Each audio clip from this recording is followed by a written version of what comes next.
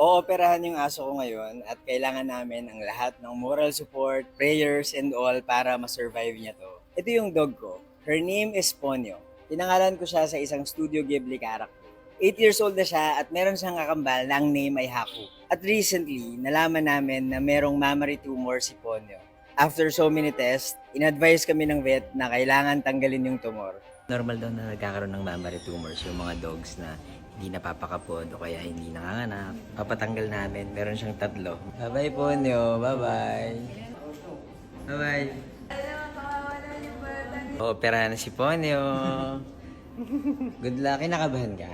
Nanginginig yung ganito niya kanina. Bye-bye, Ponyo. Hindi kami pwede dun sa operating room pero pinatulog si Ponyo at binigyan ng anesthesia. Pero nakuha naman yung mga tumors and at the same time, tinanggal na rin yung mattress niya. Common case daw na nagkakaroon ng mammary tumors yung mga asong hindi nanganganak or hindi napapakapon. At buti na lang na-detect namin kagad dahil pwede pa tong lumala. Kahit successful yung operation, under observation pa rin si Ponyo. And of course, as for parents, nakaka-worry talaga. Pero naniniwala akong kakayanin to ni Ponyo.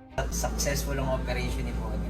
Pahinga muna siya dito sa vet. Iniwan muna namin siya dun sa vet. She'll be under observation pa. Ito yung kambal niya, si Haku.